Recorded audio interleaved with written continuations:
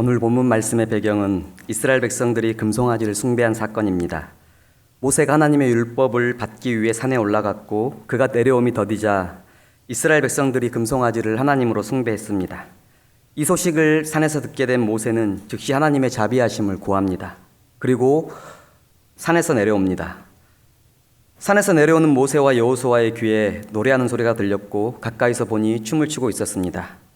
4개월 전만 하더라도 하나님의 구원을 찬양하며 춤을 추던 이스라엘 백성들이 이제 우상 앞에서 춤을 추고 있고 술에 취하였고 음란한 행위들을 일삼았습니다. 모세가 크게 노하였고 송아지를 불살라 부수어 가루를 만들어 물에 뿌려서 이스라엘 백성들에게 마시게 했습니다. 이것은 그들이 만든 우상이 얼마나 무능한 것인지 확인시킨 것이었습니다. 그러나 이스라엘 백성들은 여전히 흥분을 가라앉지 못하고 방자했습니다. 오만하여서 제멋대로 날뛰었습니다. 주도적인 역할을 했던 아론도 죄를 고백하고 인정하기보다 변명으로 일관하고 백성들에게 책임을 전가하였습니다. 살아계신 하나님의 은혜로 애굽에서 구원받은 이스라엘 백성들의 모습은 우상을 섬기는 여느 이방인들과 다를 바가 없었기에 원수의 조롱거리가 될 만했습니다. 모세가 십계명 이 두 돌판을 하나님께 직접 받아온 역사적인 순간에 이스라엘 백성들은 그 10계명에서 가장 중요하다고 하는 1계명과 2계명을 철저히 정면으로 어기고 있습니다. 그리고 바로 이 본문에서 처음으로 성경에는 헌신이라는 단어를 사용하고 있습니다. 제가 이 본문을 자주 기억하고 인상 깊게 기억하는 이유는 사실 제가 20살에 교사를 시작했는데 주일학교 교사 첫 헌신 예배 때 누가 설교했는지는 모르겠지만 목사님께서 이 설교를 하시면서 교사 헌신 예배를 인도하셨습니다. 그때 어떤 개념인지도 잘 기억 안 나고 설교의 내용도 전부 기억할 수 없지만 제가 기억하는 그 이미지는 자기 손으로 가족과 형제를 죽이는 이 장면에서 성경은 처음으로 헌신이라는 단어를 쓰고 있다는 것이 충격적이었습니다. 그 20살의 나이에 성경을 많이 봐왔을 텐데 저도 어릴 때부터 성경을 봤으니까 이 헌신이 여기 있었나 싶을 정도로 충격적이었습니다. 아마 이 본문을 보면서 이런 생각을 하게 될 것입니다. 가족과 형제, 친구와 이웃마저 철저히 내치는 것이 헌신이라면 과연 누가 헌신을 할 수 있겠는가? 그러나 헌신의 개념을 잘 살펴보면 그러한 말이 아닙니다. 26절에 모세는 이렇게 말하고 있습니다. 누구든지 여호와의 편에 있는 자는 내게로 나오라고 명령하였습니다. 그리고 레위 자손이 모입니다. 사랑하는 성도 여러분, 헌신은 하나님 편에 서는 것입니다. 교회 안에서 많은 성도들이 헌신을 이야기하면서 교회 봉사나 혹 직분과 사명을 감당할 때에 남들보다 더 많은 수고와 애씀을 헌신이라고 생각하는 경우가 많습니다. 물론 이것이 헌신의 가시적인 모습이고 표현이기도 합니다. 그러나 헌신의 중요한 의미, 1차적인 의미는 하나님 편에 서는 것입니다. 오늘 여러분은 헌신하고 계십니까? 세상이 말하는 대로, 세상이 요구하는 대로 살고 계시지 않습니까? 공동체나 사람들이 말하는 요구대로 교회를 섬기고 계시진 않습니까? 가정에서 가족의 필요나 요구를 맞추기 위해 오늘도 분주히 애쓰고 계시지 않습니까? 세상에서 교회 공동체에서 가정에서 헌신한다는 것은 어느 곳이든지 간에 하나님 편에 서서 그 공동체를 바라보는 것입니다. 하나님 편에서 가정을 바라보는 것이고 하나님 편에서 교회를 바라보는 것이고 하나님 편에서 이 나라와 이 민족을 바라보는 것이 바로 헌신입니다. 하나님 아버지의 심정으로 그 공동체를 위하는 것, 그것이 바로 헌신이죠.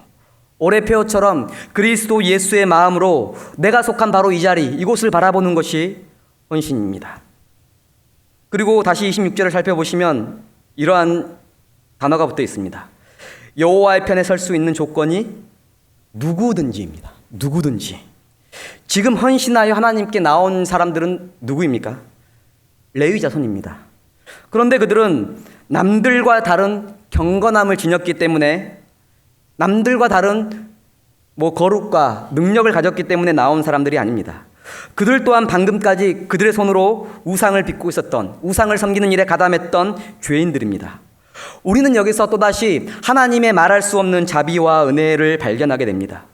비록 방금 전까지 하나님이 가장 미워하는 죄 안에 머물러 있었지만 다시 그들이 여호와의 편에 설 수 있는 은혜를 주셨기 때문입니다. 헌신은 우리의 의무와 수고, 애씀과 노력이 아니라 하나님 편에 설 수 없는 죄인이 감히 하나님 편에 설 수 있는 영광을 누리는 것입니다. 그래서 헌신은 은혜입니다. 누구든지 그 자리에 설 수 있지만 은혜로 받아주셨기 때문에 그 자리에 설 수 있었던 것입니다. 바울도 이 비슷한 고백을 합니다. 나를 능하게 하신 그리스도 예수 우리 주께 내가 감사함은 나를 충성되이 여겨 내게 직분을 맡기심이니. 자신의 직분을 생각할 때에 바울은 항상 자신이 추악한 죄인 중에 괴수였음을 떠올렸습니다. 헌신은 바로 그런 것입니다. 지금 방금 그들의 손에 우상이 있었습니다. 그런데 지금 그들의 손에는 여호와의 칼이 있습니다. 전과 후에 그들의 실존적 상태는 변한 것이 없습니다. 오직 여호와의 은혜 때문이었습니다. 누구든지 헌신할 수 있는 그것은 은혜인 것이죠. 사랑하는 성도 여러분, 우리 인간의 편에서 어떠한 조건이 없이 헌신은 누구든지 할 수 있다는 것은 말할 수 없는 은혜이지만 분명한 사실은 동시에 헌신은 아무나 할 수 있는 것이 아닙니다. 누구나 여기서 다 헌신할 수 있죠. 헌신하십시오. 모르는 사람들은 아무도 없습니다. 그러나 누구나 헌신하려고 하지도 않고 아무나 헌신할 수도 없습니다. 오늘 말씀해 보시면 레위 자손이 다 모여 그에게로 가는지라 또 내게로 나아오라 라는 이 모세의 명령, 그리고 그 명령에 순종했습니다. 여호와의 편에 서기를 바라며 실제적으로 나아가는 것, 그것이 바로 헌신입니다. 그들은 여호와의 편에 나오라는 요청을 받았고 레위 자손이 다 모여서 모세를 향하여 나아갑니다. 어떤 성도님들은 이런 반문을 할 수 있을 것입니다. 레위 자손은 가장 먼저 가족과 친척, 친구와 이웃을 다 버리고 자기 혼자 살겠다라고 지금 여호와 편에 붙은 거 아닙니까? 그게 무슨 헌신입니까? 가족들 다 버린 거지. 자기만 살겠다고 지금 모세 편에 붙은 거 아닙니까? 라는 반문을 할 수도 있을 것입니다. 하나님이 부르셨으니 저와 여러분 같아도 당연히 모세 편에 서는 게 지금 살 길이 아니겠습니까? 라고 반문할 수 있고 실제로 우리가 그 자리에 있어도 그런 판단이 설 수 있었을 것입니다. 과연 근데 그럴까요? 이 당시 저와 여러분 같은 판단이었다면 과연 이 모세의 물음에, 하나님의 부르심에 왜 레위 자손만 이 자리로 갔을까요? 왜 레위 자손만 하나님 편으로 갔을까요? 분명 하나님께서는 레위 자손을 꼭 집어서 부르신 것이 아니라 죄인을 부르셨고 누구든지 갈 수 있다라고 말씀하셨습니다. 누구든지 갈 수 있다라고 말씀하셨지만 아무도 가지 않았습니다. 하나님의 부르심보다 죄에 대해 더 민감하게 반응하는 것이 인간의 죄된 본성이기도 하지만, 다시 말해 지금 이들은 죄에 충만해 있기 때문에 하나님의 부르심에 별로 반응이 없었을 수도 있겠지만, 또한 중요한 사실은 본문에서 우리가 확실히 알 수 있는 사실은 하나님 편에 서지 않는 자들이 다수였다는 것입니다. 하나님 편에 서는 것이 지금 더 유리한 게 아니라 더 불리해 보였다는 것입니다.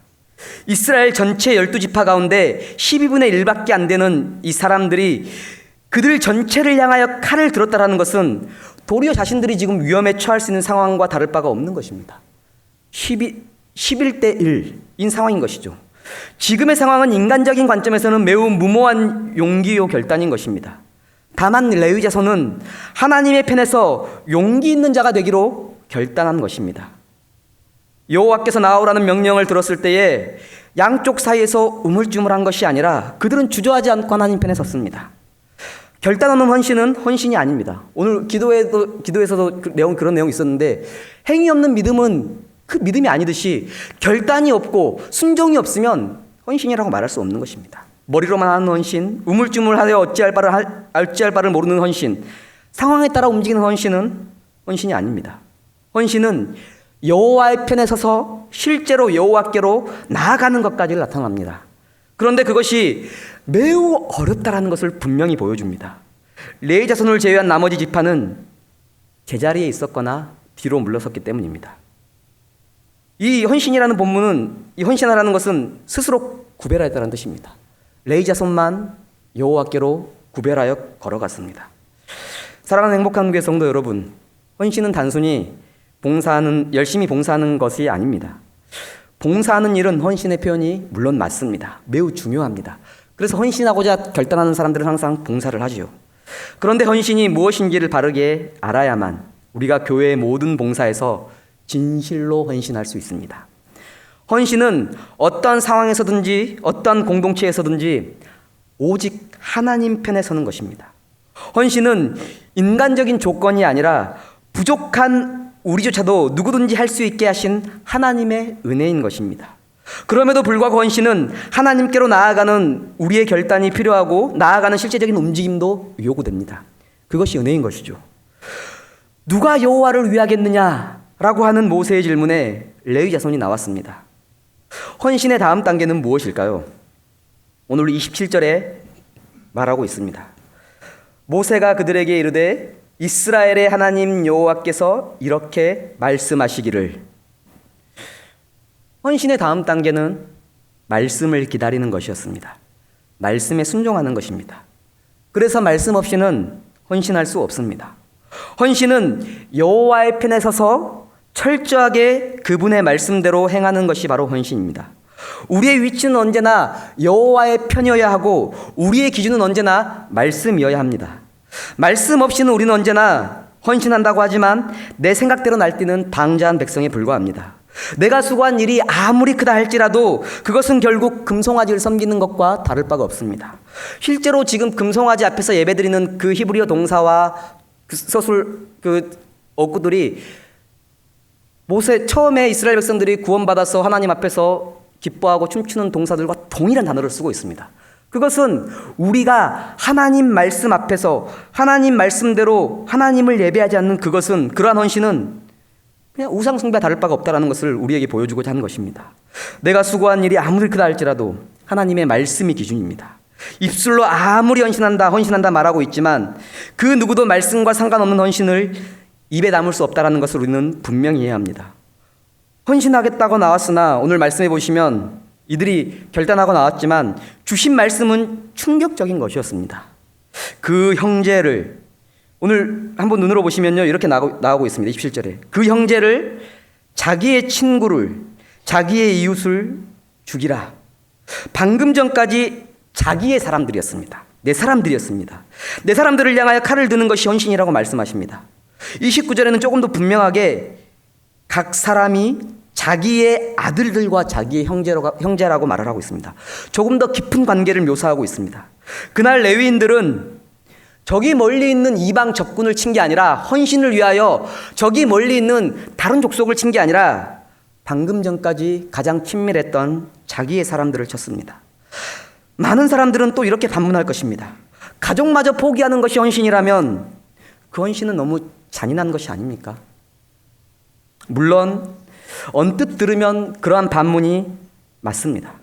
그런데 하나님을 섬기지 않고 교만함과 방자함으로 일관한 하나님의 백성은 하나님이 진멸하실 만큼 미워하는 죄악 가운데 있었다라고 하나님이 말씀하십니다. 9절부터 10절에 보듯이 이스라엘 백성들에 대한 하나님의 진노는 모든 민족을 멸하는 것이었습니다. 또한 공동체의 진짜 큰 문제는 그렇게 모든 사람들이 진멸을 당할 만큼 심각한 죄를 저질렀지만 그 누구도, 그 어떠한 한 사람도 하나님 편에서 그 교만한 죄를, 그들의 모습을 고치려고 지적하려고 하지 않았다는 것입니다. 오히려 방관하거나 책임을 전가했습니다. 훗날 신명기에서 아론에 대해서 회고할 때에 하나님께서는 아론에 대해서 죽이시려 할 만큼 미워했다, 진노했다라고 말씀하십니다.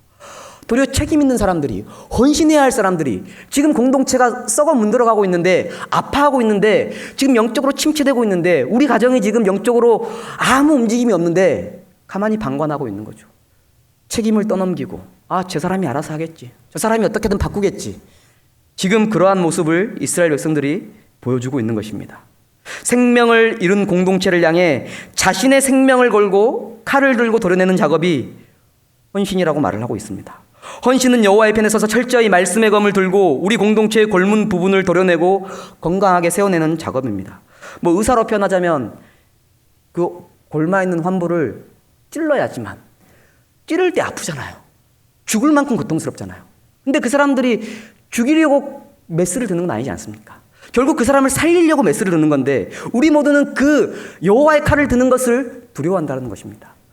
싫은 소리 듣기 싫고, 그것을 통해서 공동체가 분열되는 게, 단순히 지금 이 시간 분열되는 것이 싫고 좋은 소리를 듣지 못하기 때문에 우리는 그 칼을 드는 것을 매우 힘들어합니다. 헌신은 여호와의 편에 서서 철저히 말씀의 검을 들고 우리 공동체의 가장 쓴뿌리를 도려내야 합니다. 공동체의 골문 환부를 도려내는 작업, 공동체를 위해 하나님의 편에 서서 하나님의 뜻대로 행하는 일, 이러한 일들은 사실 공동체에도 환영을 받지 못하고 어렵고 고통스러운 일입니다. 누구라도 하기 싫은 일이죠. 누구라도 하고 싶지 않은 일입니다. 모세는 다시 자신의 생명책에 자신의 이름을 걸고 이스라엘 백성들을 위하여 속죄할 만큼 이 범죄는 심각한 범죄였습니다. 내 이름을 생명책에서 지워달라고 말할 만큼 이 심각한 범죄였습니다.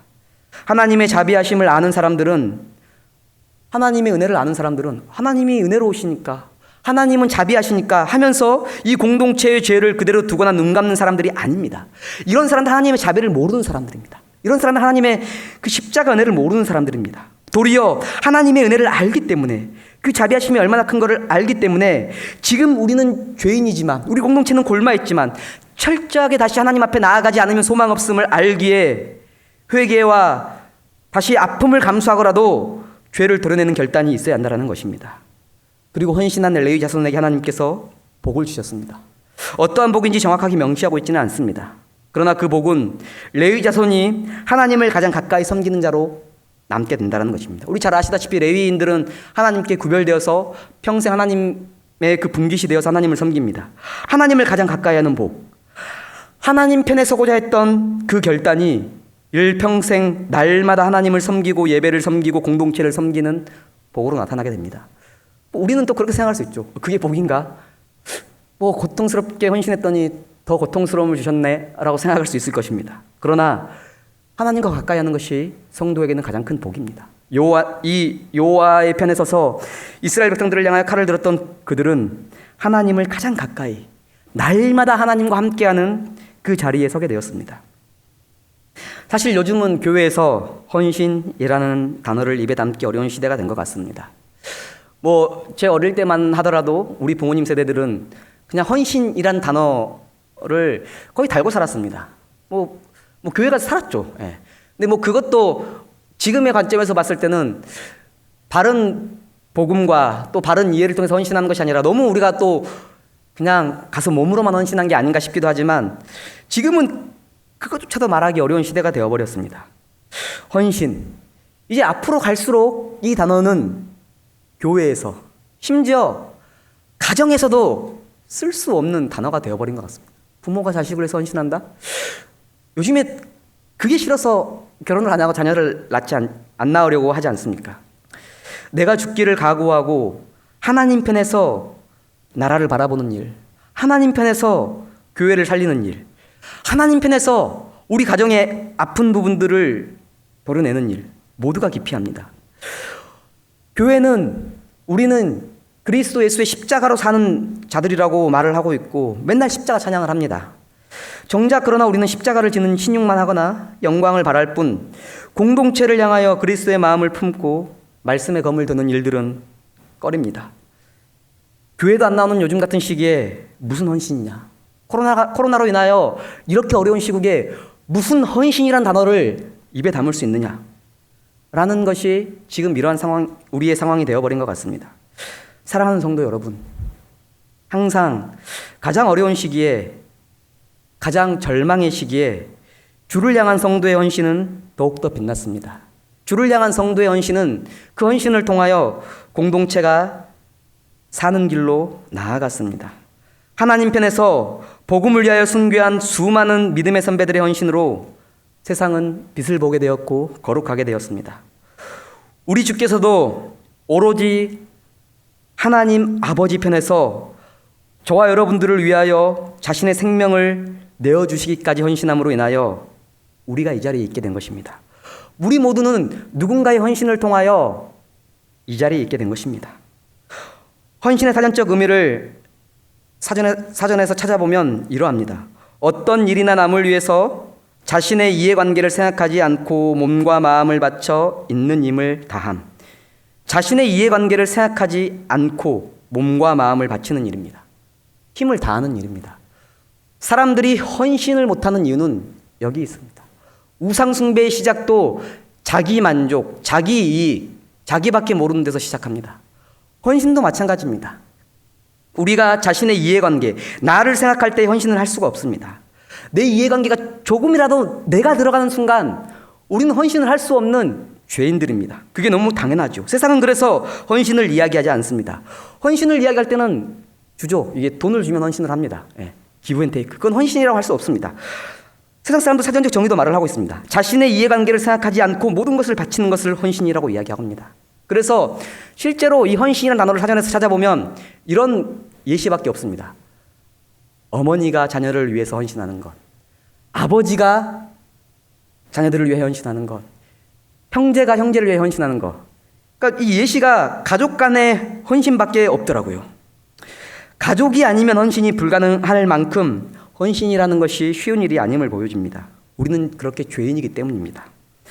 우리는 우리를 위한 그리스도 예수의 한없는 헌신으로, 자신을 죽기까지 완전히 내어주신 헌신으로, 그 헌신 때문에 주 안에서 한 몸, 한 가족이 되었습니다.